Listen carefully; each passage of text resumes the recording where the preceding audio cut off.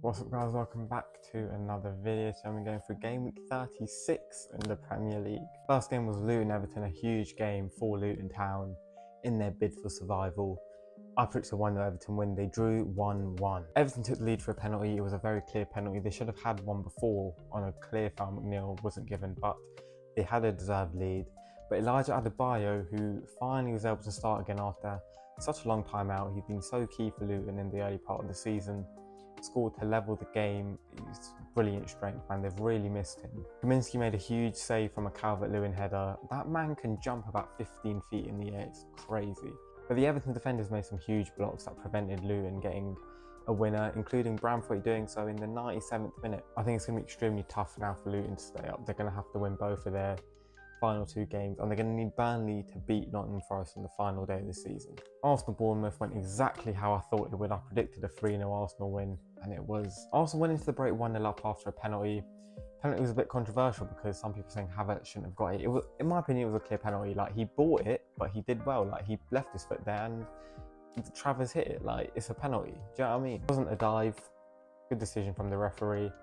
Arsenal were 1-0 up. But, I mean, the whole first half was all Arsenal. Bournemouth could barely get out of their own third. Arsenal should have been at least 3-0 up at half-time, and they had so many chances.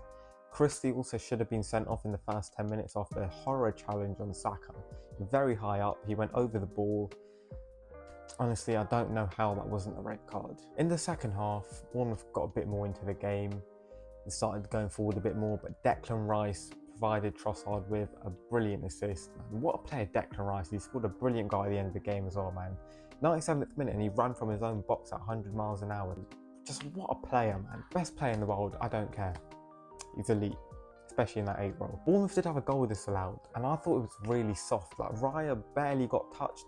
He fluffed it, and for some reason it was given as a foul. It's not a foul, man. That should have been given. And before Declan got his goal, Gabriel scored one of the goals of the season, but he was marginally offside. Well, it wasn't even him, I think it was Havertz that was offside. It was a brilliant volley across the goal. It was so good, man. Unfortunately, it didn't count though. Brentford against Fulham, I picked a 2-2 draw, ended up being 0-0, so I technically got the result right. I thought there'd be some goals there because it's a local derby, you know, both sides are safe, they've got nothing to play for. Play for a bit of pride, you know. Fulham were battered at Craven Cottage by these lot. Brentford might have wanted to do a double over their rival. I mean, they both had really early chances as well. Brentford hit the bar. Jimenez had the biggest chance of the game in the second half, an absolute sit, an open goal, and he somehow hit it over. Tony hasn't scored in 10 league games. Fulham have only got 1 win in 7, so neither side's really ending the season particularly positively. Burnley Newcastle, I predicted 3-1 Newcastle. They won 4-1, and it could have been more. I mean, Burnley started the game really well as well. For the first 15 minutes, they were the better side. Eddie Howe actually changed Newcastle's shape in this game. They always play a 4-3-3. In this one, they went to a 4-4-2 to match Burnley, and it worked a treat. They got their first goal against the run of play. Callum Wilson became the outright second top goal scorer in the Premier League for Newcastle in their history. Brilliant achievement from him. Burnley also should have had a pen though. Bruno G quite clearly pushed someone in the back, in the box. Should have been. It wasn't given, and that was at 0-0 as well. The game could have gone completely differently. But after that first goal was just all Newcastle. They were relentless. Longstaff scored a really nice goal, and Bruno got a pretty simple one. Gordon in the second half earned a penalty yet again. He's so dangerous, man. He just bamboozles defenders. Isak actually missed the penalty, but then scored a couple minutes later to kind of make up for it. Richie did kind of gift Burnley a goal right at the end of the game, just gave him a corner for free. But what Newcastle will be boosted with the returns of Joel Linton, Almiron, Pope was on the bench as well. So they're finally getting some of those players back from that injury room. And I mean, they're in a good run of form right now. They haven't got a particularly difficult end to the season, in my opinion. I think they're going to win all 3 of their games.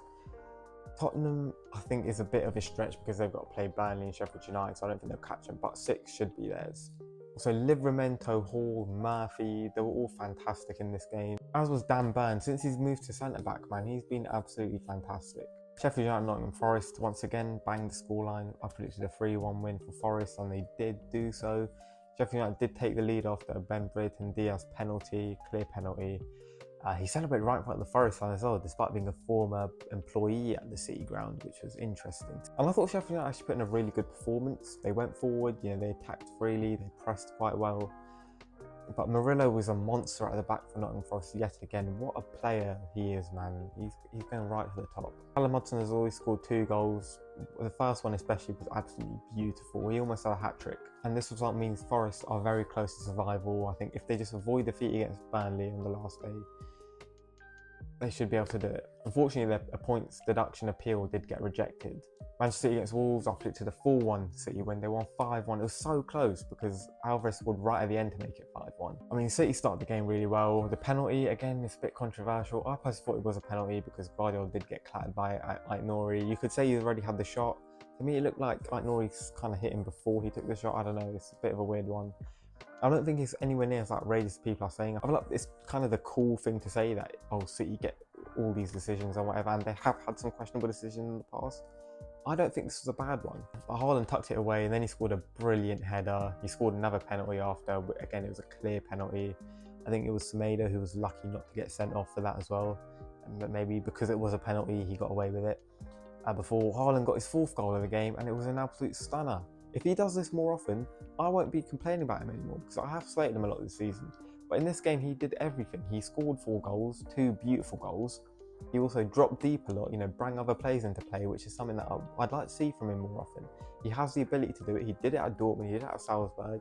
It'd be nice to see him do it in the Premier League a bit more often. The Wolves are always going to score because they do score a fair amount nowadays, and Man City pretty much never keep clean sheets, and Ederson made sure that was the case. He completely flapped that cross, got nowhere near it, and Hwang Hee-chan put the ball into a pretty empty net. Brighton and Hove Albion against Aston Villa. I predicted a 2-1 Brighton win. They won 1-0. In the first half, it was all Brighton. They dominated from start to finish. Villa had 1 shot on target in the whole game, and I think that was in like the 6th minute.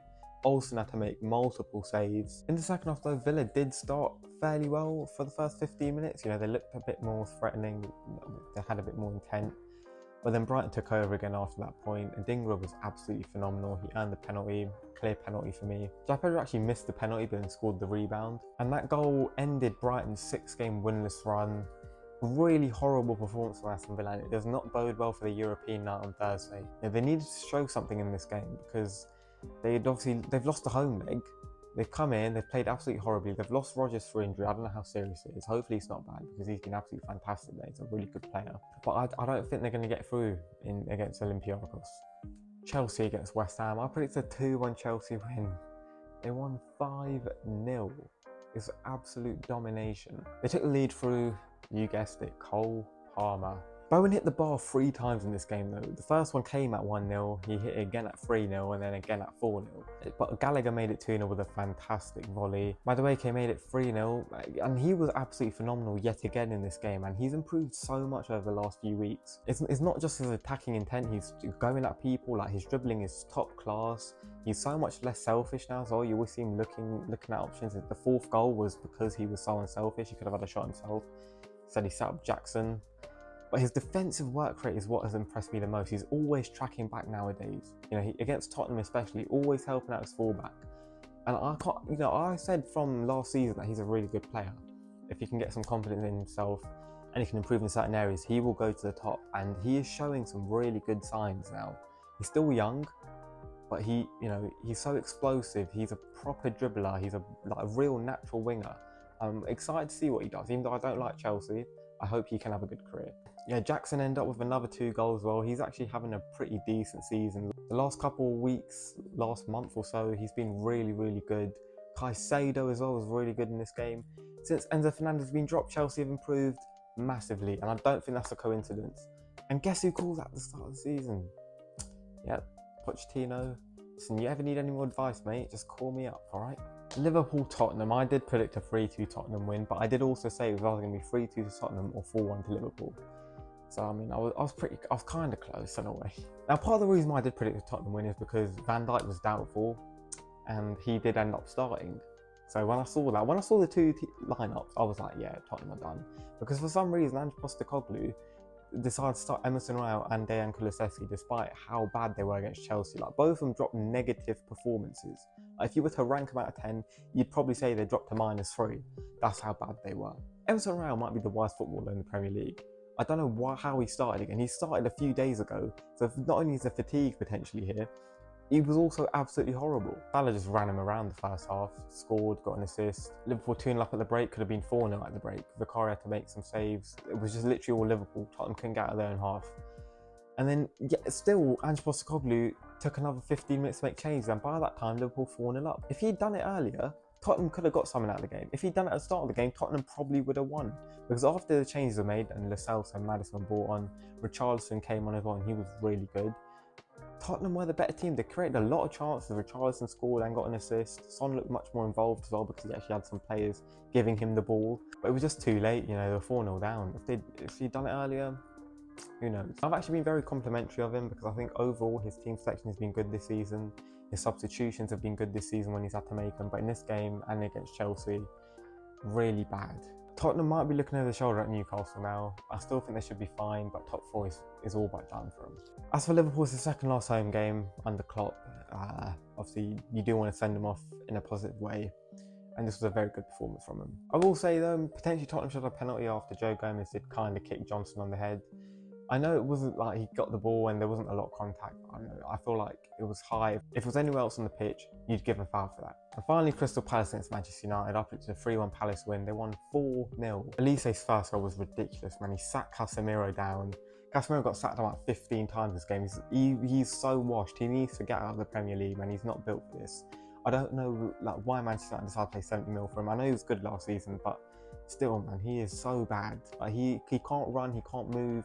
He's literally a statue on that pitch. United did equalise though, and it got disallowed. Again, it was really soft. The keeper's got to be stronger there. It should have stood. Mateta, man, what a player! Another goal for him. 6 home games in a row he scored in. A thunderbolt on his weak foot. Palace then scored a set piece in the second half, and then Ten Hag decides that he's going to take off a winger for a defensive midfielder. He decides to do damage limitation, which really just shows his mentality, man. Eze as well was really good. His dribbling was ridiculous. He just, they couldn't live with him.